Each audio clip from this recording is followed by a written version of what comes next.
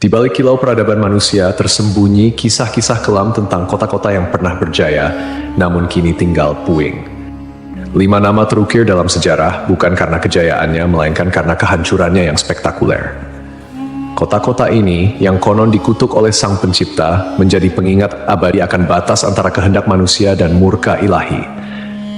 Dari debu dan abu, kisah mereka berbisik, memperingatkan generasi mendatang tentang harga yang harus dibayar atas pembangkangan dan dosa. Mari kita telusuri jejak kota terkutuk ini, yang nasibnya telah diputuskan oleh tangan Tuhan sendiri. 1. Pompei. Pompei adalah sebuah kota kuno yang terletak di wilayah Campania, Italia. Kota ini memiliki sejarah panjang yang dimulai jauh sebelum kehancurannya secara tragis pada tahun 79 Masehi. Pompei telah berdiri sejak abad ke-7 sebelum Masehi oleh suku Ossi. Awalnya, Pompei merupakan sebuah pemukiman kecil yang kemudian berkembang menjadi kota pelabuhan penting di wilayah Napoli. Pompei pun berkembang menjadi kota yang besar pada masanya. Kota ini juga dikenal yang jauh lebih subur daripada tempat lain, karena Pompei terletak di kaki Gunung Vesuvius, sebuah gunung berapi purba yang merupakan satu-satunya gunung berapi aktif di Eropa. Para petani di kota ini banyak yang menanam anggur dan zaitun. Kesuburan tanah ini merupakan salah satu faktor utama yang mendorong pertumbuhan dan kemakmuran Pompei selama berabad-abad. Meskipun Gunung Vesuvius telah lama menjadi bagian dari lanskap kota Pompei, penduduk kota tampaknya tidak menyadari bahaya yang kelak akan ditimbulkannya. Gunung Vesuvius diketahui telah tidak aktif selama berabad-abad, dan pengetahuan vulkanologi pada masa itu masih sangat terbatas. Kota Pompei merupakan bagian dari wilayah kekuasaan Romawi kuno. Banyak dari masyarakatnya merupakan keturunan Romawi, dan di seluruh wilayah Kekaisaran Romawi kuno, praktik prostitusi memang dilegalkan. Namun Pompei menawarkan sesuatu yang lebih. Diperkirakan ada 35 rumah bordil yang tersebar di kota ini. Di Pompei ada beberapa lupanar, dengan yang paling terkenal disebut Lupanar Grande, yang merupakan satu-satunya rumah bordil besar yang ditemukan di sana. Kata lupanare sendiri berasal dari kata Latin lupa, yang berarti serigala betina, istilah yang juga digunakan untuk para pelacur pada zaman itu. Di dalam Lupanar Grande, ditemukan kamar-kamar kecil dengan lukisan erotis di dinding, yang kemungkinan besar digunakan sebagai semacam menu untuk layanan yang ditawarkan di sana. Rumah bordil ini memiliki 2 lantai. Lantai pertama diperuntukkan bagi kelas bawah, sedangkan lantai kedua digunakan oleh pelanggan kelas atas. Jumlah yang tergolong banyak mengingat Pompei hanya seluas 12 km² dengan populasi sekitar 11.000 orang. Untuk menuju rumah bordil, jalanan di Pompei diberi petunjuk arah berupa pahatan falus alat kelamin laki-laki, sebuah tanda untuk membantu orang asing yang mungkin mabuk berat atau tidak bisa berbicara bahasa lokal.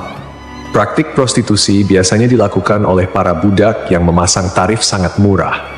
Bahkan tarif di Pompei jauh lebih murah daripada di wilayah Kekaisaran Romawi lainnya.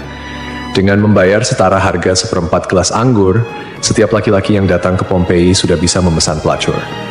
Pada salah satu dinding aula, ditemukan tulisan yang artinya, "Jika Anda mencari pelukan manis di kota ini, semua gadis di sini tersedia." Hubungan seksual yang diwajarkan tidak hanya terjadi antara laki-laki dan perempuan saja. Penemuan grafiti menunjukkan bahwa homoseksual dan pemerkosaan anak juga menjadi hal yang biasa di Pompei.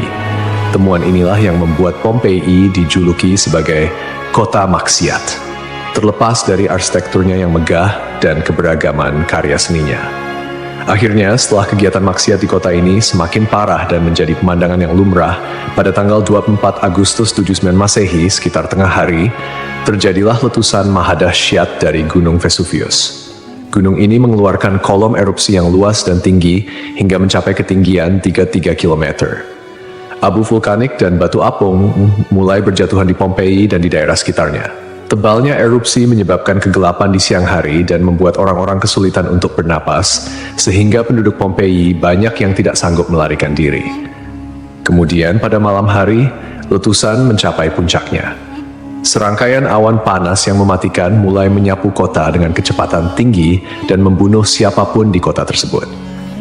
Meskipun sulit untuk memastikan jumlah korban jiwa yang tepat, diperkirakan ada sekitar 2.000 orang yang tewas di kota Pompei, meskipun banyak juga yang berhasil melarikan diri pada tahap awal erupsi. Namun, mereka yang tertinggal atau terlambat melarikan diri menghadapi nasib yang sangat mengerikan.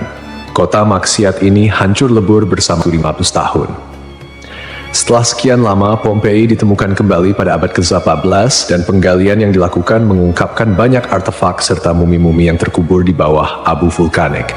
Pompei kini menjadi simbol peringatan akan bahaya dari keangkuhan dan dosa manusia.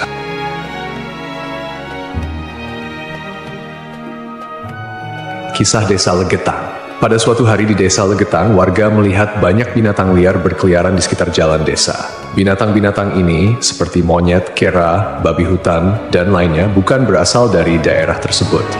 Setelah diselidiki, ternyata hewan-hewan ini berasal dari Gunung Pengamun-Amun, yang berada agak jauh dari Desa Legetang. Kejadian ini membuat warga khawatir dan mereka bermusyawarah untuk menyikapinya. Mereka menyimpulkan bahwa turunnya hewan-hewan dari gunung adalah pertanda akan terjadinya musibah besar. Kepercayaan lokal yang menyatakan bahwa hewan bisa merasakan bencana sebelum terjadi mendorong warga Desa Legetang untuk bertindak cepat. Mereka memutuskan untuk kerja bakti membuat parit di lembah Gunung Pengamun-Amun sebagai upaya antisipasi bencana, khususnya longsor. Desa Legetang terletak di dataran tinggi Dieng, Kecamatan Batur, Kabupaten Banjarnegara, Jawa Tengah. Desa ini dikenal dengan tanahnya yang sangat subur, bahkan lebih subur dibandingkan desa-desa lainnya di sekitarnya. Sebagai contoh, jika semangka yang ditanam di desa lain hanya mencapai berat sekitar 6 kg, semangka yang ditanam di Legetang bisa mencapai 10 hingga 12 kg. Setelah parit selesai dibuat, kehidupan di desa kembali normal. Desa Legetang adalah desa yang makmur, hanya sedikit orang miskin di sana. Banyak saudagar kaya yang hidup mewah dan uang sering dihamburkan untuk hiburan. Setiap malam, mereka sering berjudi dan mengadakan berbagai hiburan yang tidak pantas, seperti kesenian lengger yang kadang berujung pada tindakan asusila. Kesenian ini yang hanya dilakukan di desa tersebut menjadi simbol betapa jauhnya masyarakat desa ini dari nilai-nilai agama dan moral. Setiap malam, penduduk Desa Legetang terlibat dalam berbagai bentuk kemaksiatan, termasuk perjudian, mabuk-mabukan, dan seks bebas. Mereka yang tidak terlibat dalam perilaku ini tampaknya membiarkannya, seolah-olah itu adalah hal yang wajar.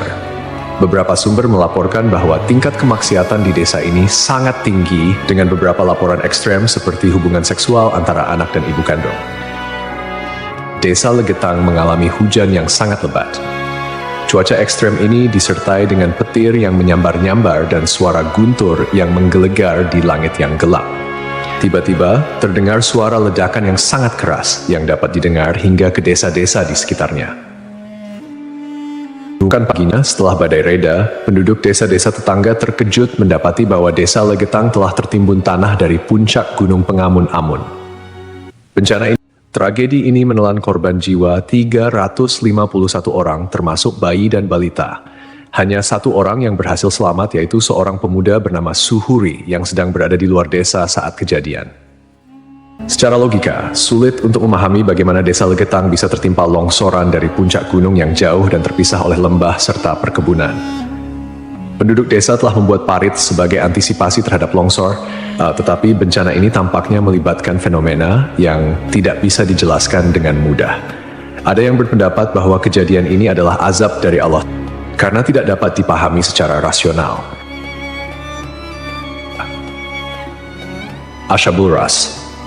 Ashabul Ras adalah sebuah kaum yang hidup pada zaman dahulu. Kisah mereka disebutkan dalam Al-Quran sebagai salah satu kaum yang mendapat azab dari Allah Subhanahu wa Ta'ala. Nama Ashabul Ras secara harfiah berarti penghuni sumur atau pemilik sumur. Mereka tinggal di sebuah wilayah yang kini diperkirakan berada di antara Yamamah dan Hadramaut di Jazirah Arab. Kehidupan Ashabul Ras sangat bergantung pada sebuah sumur besar yang menjadi sumber air utama. Tidak hanya menjadi pusat kehidupan, tetapi juga menjadi simbol kemakmuran dan identitas kaum tersebut. Mereka membangun peradaban yang cukup maju di sekitar sumur ini dengan pertanian dan peternakan sebagai mata pencaharian utama. Namun, meskipun telah diberi nikmat berupa sumber air yang melimpah, Ashabul Ras justru menyalahgunakan anugerah tersebut.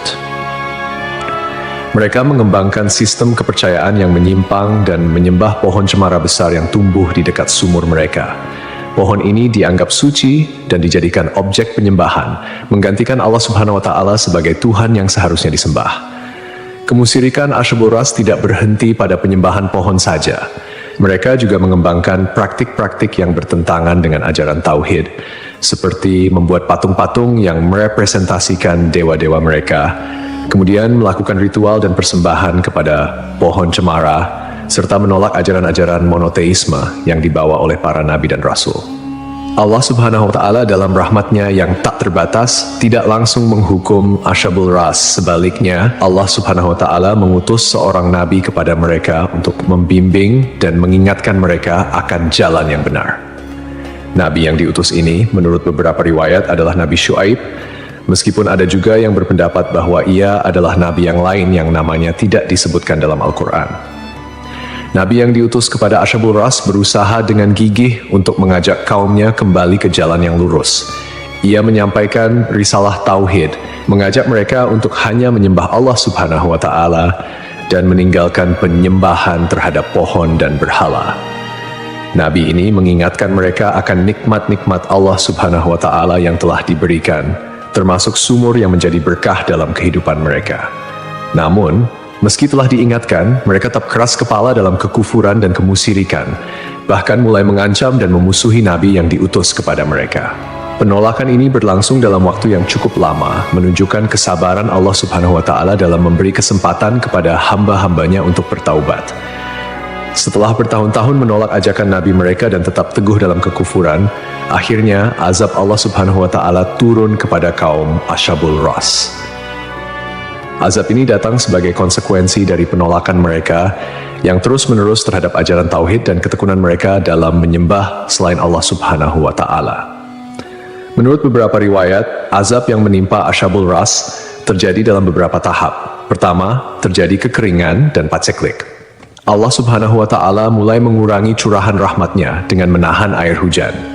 Akhirnya, terjadi kekeringan berkepanjangan. Tanaman-tanaman mereka mengering dan ternak mereka mulai mati kelaparan. Ini merupakan peringatan awal bagi Asyabul Ras, namun mereka tetap tidak mengindahkannya. Kemudian terjadi pencemaran sumur. Sumur yang menjadi sumber kehidupan mereka tiba-tiba tercemar. Airnya berubah warna, berbau busuk, dan tidak layak dikonsumsi. Hal ini menyebabkan krisis air yang parah di kalangan Asyabul Ras. Lalu datanglah gempa bumi.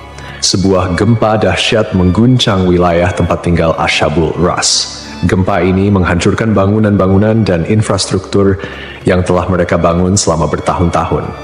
Akhirnya, mereka pun binasa, meninggalkan kisah yang menjadi peringatan bagi generasi-generasi setelahnya tentang konsekuensi dari menolak petunjuk ilahi dan hidup dalam kemusyrikan.